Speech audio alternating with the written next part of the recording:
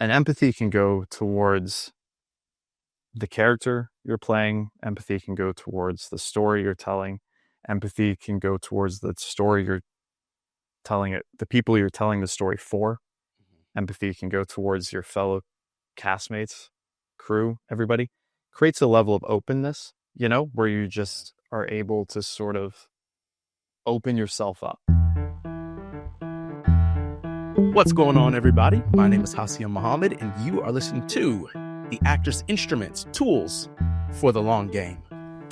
All right, before we dive in today, you guys know the drill. Please help us out. Give us a like, a subscribe. We got a lot of new subscribers recently. I'm super excited by the channel's growth. So just keep it coming. If you're not subscribed already and you're listening on YouTube, just hit that little subscribe button.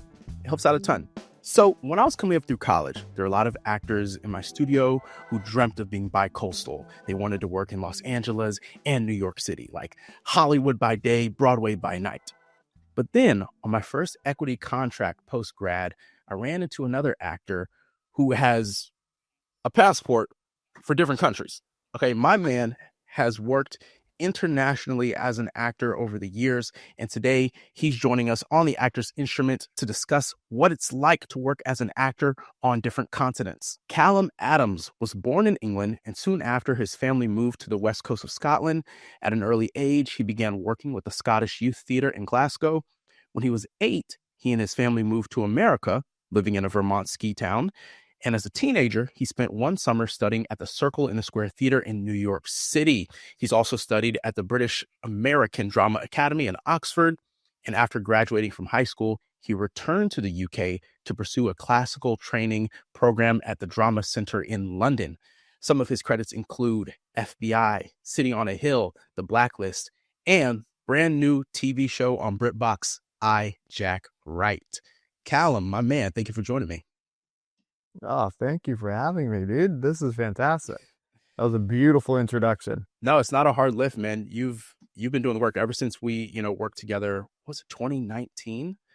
Early 2019. Yeah, we got our equity cards together, man. Yeah, man. It was both of our first equity production, got the cards. Yeah. Crazy. That was 6 years ago. That was so fun. Yeah, we did Sweat at the Pioneer Theater. It's a Pulitzer Prize winning play by Lynn Nottage. Really awesome theater to work at. I mean, you're from a ski town, so it probably felt a little bit like home, being like we're in Salt Lake City, Utah. I will say that was kind of a bummer of the contract, as they specifically said no winter sports. Because I booked that job thinking like, great, I'm going to go ski Alta, I'm going to ski Park City. And they're like, no, none of that. So let's talk a little I, Jack Wright. So there's this British drama series that just came out this spring. You're in 5 out of the 6 episodes. So Correct. Here, what it appears to me is that it'd be like a recurring guest star role on the show. Yeah. Is that what your billing was? Do they do something different overseas? Yeah, so it's not, they don't bill it sort of co-star, guest star. They do have, the regulars that are in the opening title sequence. Mm-hmm. I'm not in the opening credits, but yes, it would be the equivalent of a recurring guest over here, in terms of how it would be credited. I will say right off the bat, and this is no shade to I, Jack Wright, this is just how it is across the board. The pay is not the same as it is over here. And so therefore you are not making the same, if I was playing this role in America on network TV, it would be a much different situation in terms of financially recurring guest star, so to speak. Oh, okay. Can we right off the bat, I'm just throwing people. He's like, listen, it was a good gig, but it wasn't that good. No, it's well. So my wife and I, we started watching it last night. And it's a really good show. It's a really good show. A fun one.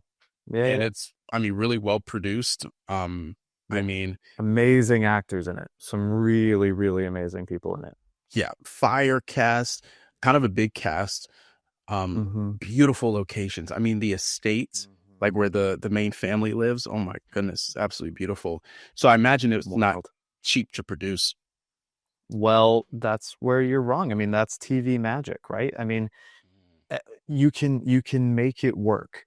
with anything. You can do a small scale indie thing, and if you just allocate the funds correctly, or even just get creative or know someone or whatever it has to be, you can make it work. And that was a big part of the show, is that it revolves around a wealthy family, very much in the vein of Succession, and it's like, we're not working with a Succession budget. We're not working with that HBO money. So how are we going to, obviously I had no involvement in this, but just talking with the production team about it, I found it fascinating of how you're actually able to create this sense of wealth when you yourself are not actually working with the biggest budget. It's interesting. It's tough, but they accomplished it. They really did. They pulled it off for sure. That's what's up. Well, I imagine something like, in-kind donations or in-kind like location rentals probably goes a long way. Yeah, maybe. And it's all the house, my house in it, which is in Palo Alto. Yeah, and so gorgeous house that they found just north of London that kind of had this sort of California vibe. It was a Japanese family that had moved to London, so they had sort of also this Japanese influence to it. So it very much didn't look like a classic London house. And so again, like, we're filming in that house, but then they were having someone come in the following week. Netflix were coming in the following week to location scout for their thing. And then it's just, budgets are different. Netflix is going to pay a certain amount for that house. We're going to pay a certain amount. Sure. Not going to be across the board equal. I'm curious. You said the pay scale isn't the same. It's less. Yeah. Do they have set minimums? Because I know over here it's like, of course. If you do a co-star, it's like, I think it's a little higher now. It's like $1,100 for the day or something like that. What are like the equivalent minimums? You don't have to tell us what you made, but if you could just give us. No, of course. Yeah. I guess don't know what the equivalent minimums would be. But I do know there is a minimum, and I do know it's all contracted, union, all of that stuff. So there is, obviously, you're being held accountable for paying above a certain line for sure. But just in terms of the advertising, so much different in America. You know what I mean? So in terms of what you can pay your actors in America is just night and day for anywhere else in the world. It's just the reality of it. It's why a lot of British actors absolutely jump at the opportunity, for many reasons, to work in America, because it's like, oh my gosh, this is money that we never see over in the UK. And look, this isn't true for every show, obviously, like Game of Thrones, Ted Lasso, like these sort of shows that are very much entrenched in American television, but happen to film over there. I'm sure I haven't worked on either of those shows, but I'm sure, like, the pay is. I hear tell. It's maybe different, but this isn't isolated to our show in any way. This is just the nature of it. In America, you do make more money, but again, if maybe my part had been even bigger on iJack Wright, who knows? I don't get into the minutia of it. I was grateful to work, and at the end of the day, I wasn't working for nothing. I was very well compensated for my time, for sure. I'm just saying, comparatively, you would make more over here for the size of role I was playing. Okay, cool. Good to know. Now, you mentioned, and this is something I kind of have prepped for later, but we're going to dive right into it. So why would, knowing that discrepancy in pay scale, whether it be a big discrepancy or not, it's a discrepancy. You said a lot of like British actors jump at the opportunity to work over here. And I'm sure a lot of people listening to the show have had those thoughts of like, they're coming over here taking our jobs, the Daniel Kaluyas and the David Oyelowo's and the Damson Idrises, you know what I'm saying? So if they're all jumping to come over here, what's the impetus for you to work over there? So it comes down to, for me, I can work in both places. I have a UK passport, I have a US passport. So it's really just about casting a wider net in terms of what projects are available to me that I can work on. So it was simply a matter of this tape came in from my London representation to do this job. And it's a job. It's a good job. It's a fantastic job. And again, like, I know we've talked, I did not anticipate talking about anything financial here, but again, because I was in 5 episodes or whatever, I was making more money than I've ever made doing a TV show over here.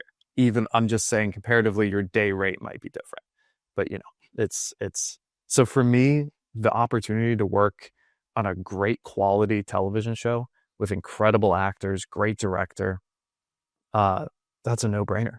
I know, and you said this, but like the show is really good. Like we watched multiple episodes last night. It's actually really good. They hook you early. The characters are really dynamic. Okay, so you went to college in London. Yeah. Did you get your London reps like did you have like a showcase? Yeah. We had a showcase, but how it works in drama schools over in the UK or in London or wherever, and it might be similar to some schools over here, I don't know, but for us, it's 3-year programs over across the pond, because you're basically going from September through July, so they sort of stretch out the years. So it's like 4 years condensed into 3. And how it works is your first year is completely isolated to you are just working on projects that are only shown to the faculty of your school. That's how incubated it is. Then your second year, you work on projects that are then shown to the school. So, fellow students are getting to watch your work at that point. Your third year, your final year, is the first time that you're performing for the public. And at that point, casting directors, agents, anybody can rock up and come see your work. And so we do have a showcase that happens, showcases in the US usually around May or something like that, right? Yeah. Our showcase was, I think, February, but I had done a play at the school in the fall. So it was the first time doing work for anybody that wasn't already a part of the school. And yeah, I had an agent show up for that, and they asked for a meeting, and that guy's been my agent ever since. Yeah, so that's how that worked. Heard. That's what's up. So you've been with this rep for what, 8 years now? I just hit the 10-year mark.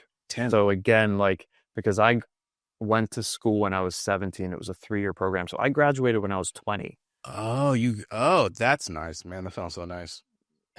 Well, I was 22 by the time I finished school. It's like, ugh. Well, right. I think I was really desperate to get out, and that was an appeal of a 3-year program. I was like, I get into the industry earlier. Hindsight is 2020. What was the rush? What was I rushing for? You know what I mean? If really talking about hindsight, I wish I had gotten a degree in something totally random and then gotten an MFA. You know what I mean? What's the rush? Enjoy life. Take your time. But I was in a hurry. I was young. I was excitable. And so it's been 10 years, a little over 10 years since I've been with my guy over there. Yeah. We've kind of been talking about breakout moments in actors' careers this month on the show. Oh, cool. And I know there's that sentiment or belief that it takes 10 years to master anything, right? 10 years or 10,000 hours. Right. And in fact, there's another podcast that kind of inspired me to do this one, another actor podcast. And on hers, she mentions that she doesn't bring anyone onto the show who hasn't been in it for 10 years yet. Wow. Fun. I love that. Because she believes that so much. She's like, you can't possibly be a master. For me, I'm like, look, this business doesn't discriminate. I know people who booked a series regular role in school. I know people who booked their Broadway debut, their first audition after graduating. And I know people who it took decades to break through. So I'm like, yeah, of course. Yeah. I say all that to say, do you feel in a way that this Jack Wright moment is a bit of a breakout for you? 5 episodes, like you said, nice pay comparatively to what you've done in the past. I think at the time of making it, yes, absolutely. I had just come off of another job, so I was doing back-to-back jobs, and even just that, I had never done a back-to-back job like that. Literally close a show, fly to London, you're on set. And so that feeling of oh wow, I'm cooking or doing all this, I'm working, I'm moving, there's momentum. Absolutely. I felt this is a turning point. But, just being honest, I've been out of work a long time, Sure. And yeah, sure. Jack Wright came out, and that's exciting. It's exciting when the stuff comes out. And also it makes people think you're busier than you are sometimes, right? Because people see it come out and they're like, oh, wow, look, he's doing this, is that. It's that's great. But it's Instagram versus reality. You know what I mean? at the end of the day, I'm still a working class actor. I'm still just trying to make it work. And I don't want that to seem like I'm ungrateful for that opportunity. Yes, it did feel like a big get and a really exciting opportunity. And yeah, in a lot of ways, sure, it felt like a bit of a turning point. But at the same time, you always return to that worry and that anxiety of, hey, when's my next job going to happen? Like, when am I going to do this again? You know it's going to happen. You just don't know when. And so that's where I'm sitting right now. And so, yes and no. No, dude, first of all, you don't sound ungrateful at all. I appreciate that. I love getting to these moments on the show where it's just like, this is real. This is the reality of the business. I myself, like, it's been a minute since I've been on TV. It kind of hit me. I got a Facebook notification, when it's like, oh, look at this memory. Sure. It was like this memory of when I was on FBI, and I was like, that was literally years ago. I was like, oh my God. I was like, wow. And like, everything feels like it doesn't feel like it's been as long as it's been, but it's been a minute. And so I totally get where you're coming from. And there's been other things in between that, but it's just, well, we can talk about the difference between, British TV and American TV. If you're working on FBI, you film that episode and it's out a month later. You know what I mean? I had to wait a long time for iJack Wright to come out. You know what I mean? And that's true if you're working, for a streaming platform or cable or whatever they want to call it these days. But that's a big difference as well. It's not like I filmed iJack Wright and it immediately came out. So there's that lull and that wait and all that stuff. So it extends everything in a good way and a bad way, because in a good way, it extends it because it makes you feel like, oh, the thing I did hasn't even come out yet. So it almost like extends your life expectancy of a right? Right. You're like, oh, I can still tell people when they ask, what are you up to? You can still say, oh, well, I've got this TV show coming out. But then when that moment hits and it's in the past, and that's, I never ask actors that question. I never say, what do you have going on? What's next? But I get asked it a lot myself. Even on set of iJack Wright, people are like, so what's next for you? And I'm like, oh, I don't know. Like, I'm here focusing on this. I'm here. I'm excited. Yeah. This is great. But, it's the nature of it. Okay. So you got your rep, like, right while you were in school. Kind of, we can say your career started in London. Yes. Regardless of order of bookings, I don't know, but it started there. No, fully. Yeah. What was the decision? Were you always like thinking you'd come back to the United States, or even when you got your representation, like, how did that decision come into play? That's a great question, because I definitely went to drama school over in London thinking I was going to stay here, work here forever. That was the plan. And so the first year out of school, was doing a couple TV jobs, and things were happening, and that was great. And then a couple things happened. The roles I was auditioning for over there, I was born there. I know I don't sound like it, but let me back up a little bit. When I moved to America, I was fully just identified as the Brit. Like, you're the British guy. And even when I lost my accent all through high school, everyone's saying, like, you're the Brit. So when it came to working over there, I thought, hey, I'm going to be able to work in these British roles. I'm going to let the Brits get a taste of their own medicine. I'm going to be able to be the quote unquote American playing these British parts. Yeah. Quickly, it became very evident to me that no one in the UK was interested in that. They just wanted me to play the American, which is fine. But at the end of the day, we're in London. There's not a ton of opportunity to play the American. It was that sense of, oh, my opportunities here are less than I initially thought they would be.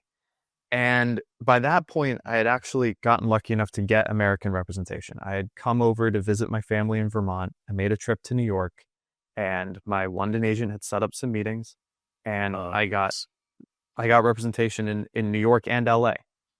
So at this point, I'm represented in London, New York, and LA, which for a kid right out of school was like, oh my God, here we go. Watch out. Watch out, world. So then it was that thing of, okay, I'm not getting the opportunities I thought I would get in London, whereas I have this representation in America. Maybe I go give that a try. And then it kind of coupled with the fact of I had a really great first year out of school in London. I was really fortunate to work, you know, a good amount. And then the work stopped. And so this is my first time, not just in my professional career, but kind of in my life that I'm not able to act. Because, prior to going to drama school, I'm doing community theater, whatever it is. Drama school, you are busier than you're ever going to be your entire career. You're working, acting all the time. First year out of school was pretty good for me, but then it just stopped. And I kind of started to panic because I realized like, oh, this is kind of what it is. This is life. And I realized I have to be okay with that. And at the end of the day, I have to really be okay with my life when I'm not acting. And again, I love London as a city, but for me, it wasn't the best place to be when I was unemployed. And so then it became a thing of, let me find the place that is a good spot for me to be when I'm not acting, when I'm not working. So I went out to LA, did a pilot season out there, and I was like, LA is not quite it. New York, to me, New York was always in the back of my mind, the spot I wanted to be. I had done a summer program in New York prior to my senior year of high school, fell in love with the city. The first thing when I moved to London, my mom was there helping me unpack and everything. And I just kept saying, it isn't New York. This isn't New York. I thought this would feel like New York. And so, yeah, for me, New York was always going to be it. But in no way did I think that would happen a year and a half, 2 years after school. I thought that was maybe going to, I thought maybe I'd book a job. I'd book a Broadway transfer from London. You know what I mean? And that would bring me over and then I would settle. And that just wasn't the case. So yeah, it became that thing of the opportunities weren't as big, as wide in terms of what I could do in London, coupled with where do I want to be when I'm unemployed? And New York has been it, and New York will be it forever. This is definitely the spot to be when you're a broke, unemployed actor. It's fun. I love it. Okay. Now, something I would like to know, you've had this agent for 10 years. You had your New York agent, and now I know you have a different agent now than you started with in New York. We spoke about this a couple of years ago when you were looking for a new representation. Could you talk us through that process a bit? I'm always fascinated when people change reps. Personally, I've had the same agents now for 7 years. I've changed commercial agents, but that was because it was A3 Artist Agency who no longer exists. They had that whole elephant in the room. Yeah. Yep. I'll just say it because they don't exist anymore. And I was with them, and so I had to find new reps. But I'm always curious when people like make the choice and what went into that for you. Sure. I lost out a lot of jobs to A-listers or children of A-listers. And very rarely did I audition for things that felt attainable. I would get tapes that came through and it was just like, I'm just not going to book this. Like I would have to be, this would have to just be like, one of those deadline articles you read where you're just like, wow, this kid came out of nowhere. And it happens. But I was like, every job, I was like, that would have to be me. And it got to the point where I was just like, I feel like I'm not really building a career here. Like we're just throwing spaghetti at the wall and hoping one day I'm magically going to book a massive job. I'm in this for the long game. I'm trying to create a career that lasts my entire life. So I'm not trying to sure, when I graduated school, as I'm sure we all do we kind of hope maybe we'll just get shot out of a cannon? Absolutely. In hindsight, am I glad that didn't happen? Absolutely. I cannot imagine out of drama school, fish out of water, not knowing anything, being chucked into the lead of whatever. Because it's like, man, if you mess that up, your career's over. And look, Hassiem, you and I have seen it happen to people we know. People get shot out of a cannon and they have a good few years out of school. And then, they flew too close to the sun too early. And that's not their fault. It's not like they set out to do that. Sometimes it's your representation. that are pushing you to be that guy. They want you to strike gold. And that's okay. And that works for some people. I'm trying to have a career. And so for me, it was about taking a step back, working with someone that could actually create some building blocks for my career. I had never auditioned for Law and Order. In 7 years, I had never auditioned for Law and Order. I still haven't booked Law and Order. Do you know how much I want to book a guest spot on Law and Order? I'm dying for it. And I tell this to all my friends. I'm like, where's my guest spot on Law and Order? I want it. And look, easier said than done. I'm not trying to get greedy. But you know what I mean? I'm just like, why am I not auditioning for a staple New York City television show? How am I not auditioning for that? Don't be afraid out there, people, to really just like advocate for what you need. And it can be scary. It can be, but just, figure out what's best for you and don't be afraid to go for it. I'm with a smaller agent now than I was. Yeah. I was with a sort of bigger mid-range agency. And now I'm with a boutique agency. But what's come with that is I'm like, oh, wait, this is what an agent feels like? This feels very similar to how my London agent feels like, And I didn't have that relationship with my representation here. And what a valuable lesson. I mean, the tagline for this show is tools for the long game. Oh, there you go. Exactly that. It's kind of, it's a new tagline this season, but it's one I think it's been true of the history of the show. It's that sustainability. It's like, how do we not just become flashes in the pan? I have a super close friend who graduated from school. She signed with big time managers out of LA. And she told me, she's like, yeah, they only send me in for guest stars or higher. She's like, guest stars, series regulars, that's it. She never done like a co-star audition. Like, just get your one-liner on Law and Order, FBI, or whatever. Yep. She never booked anything and is no longer in the business today. As an actor, I should specify. She's still in the business doing other things, and seems to be very happy. But you do wonder, first of all, fantastic actress. She never auditioned for any plays. Same. I was auditioning for very little theater. I mean, when you and I met, that was my first theater job. We both got our equity cards at the same time. But I, at that point, was like 3+ years out of school.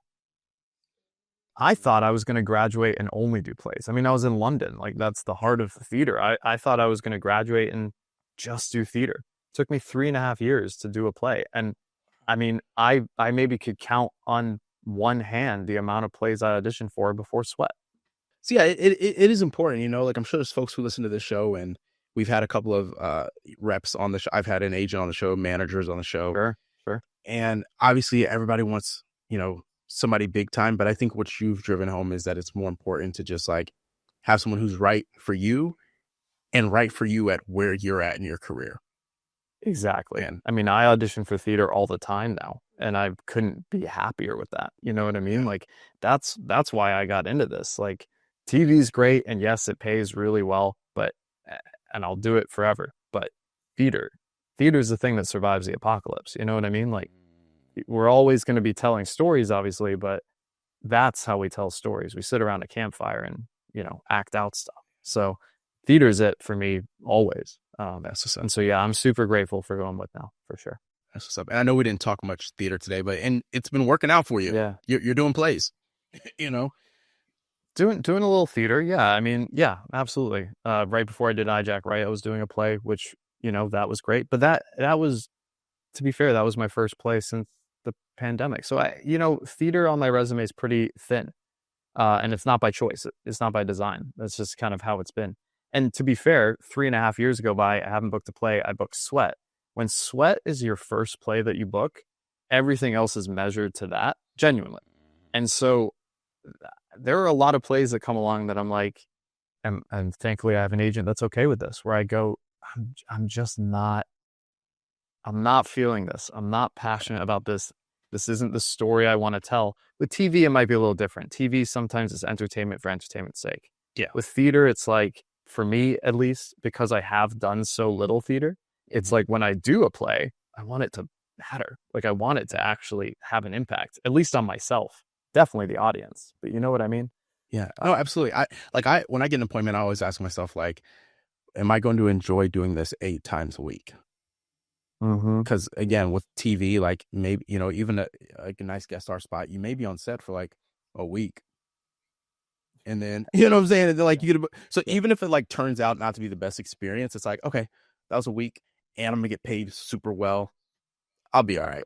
If you end up doing like a terrible play, or not even the play that has to be terrible, but just an experience that's not fulfilling for you, like it's rough. For 3 months? For 3 months, 4 months? 8 shows a week. Or if you're on Broadway doing it for a year, I don't know. Like, yeah, that's tough.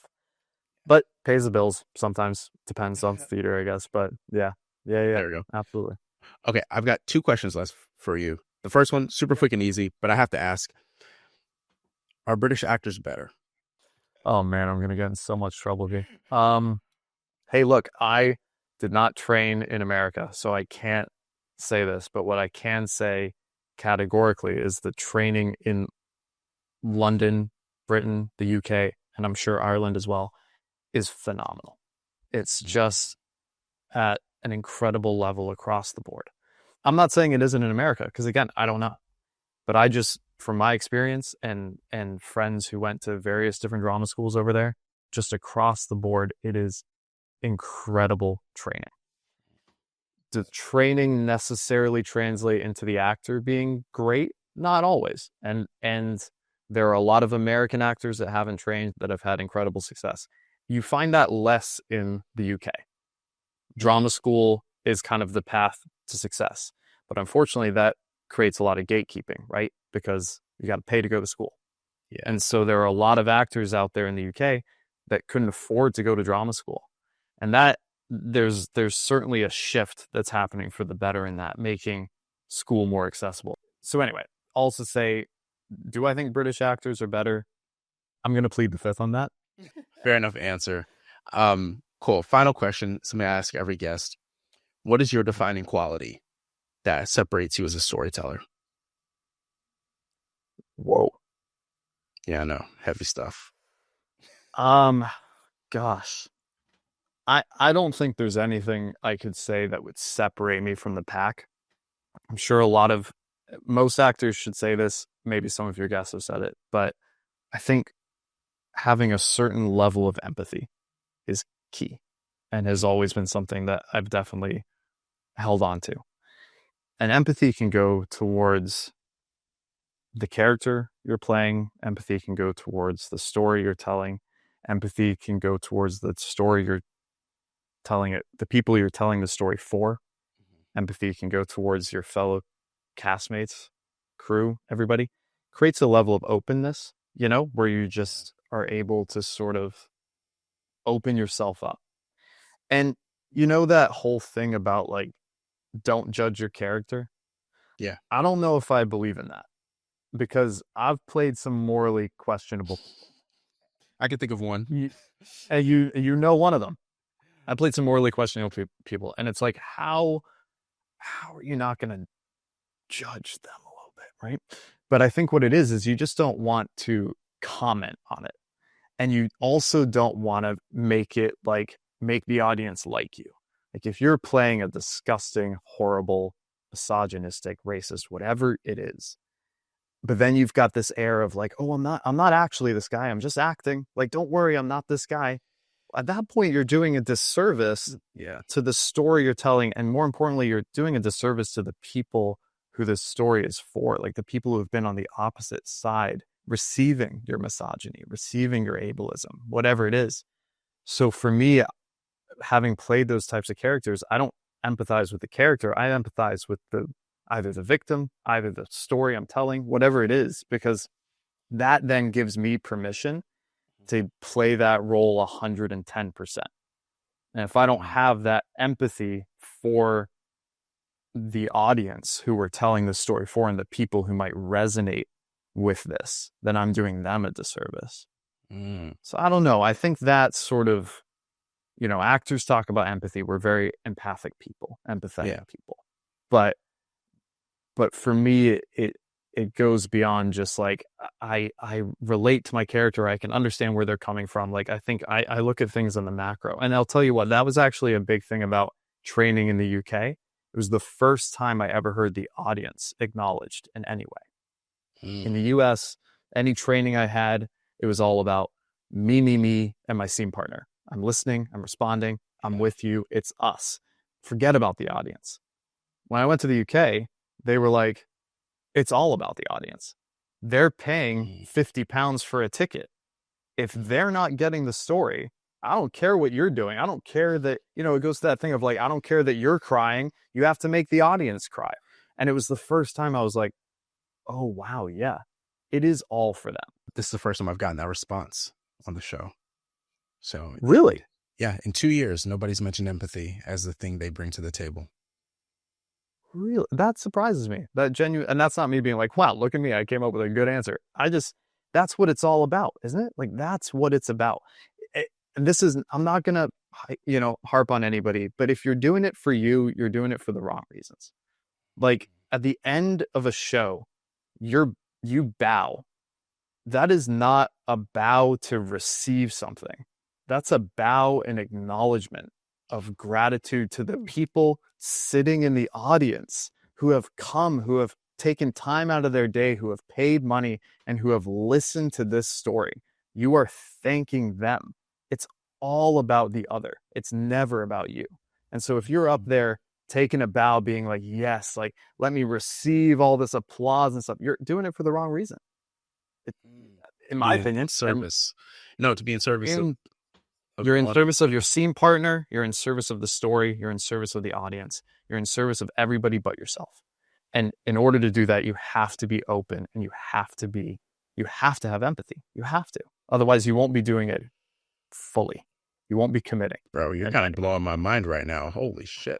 As somebody who was born and raised in the U.S., well, it's funny because ironically, it's like we were always told it's always about your scene partner.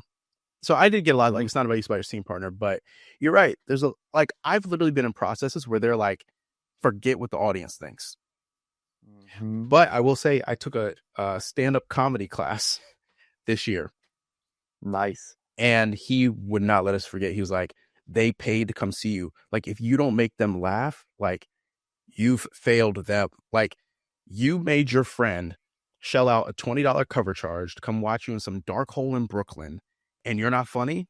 I felt like, but he's like, if your audience isn't laughing in the first 10 seconds, like, something's wrong.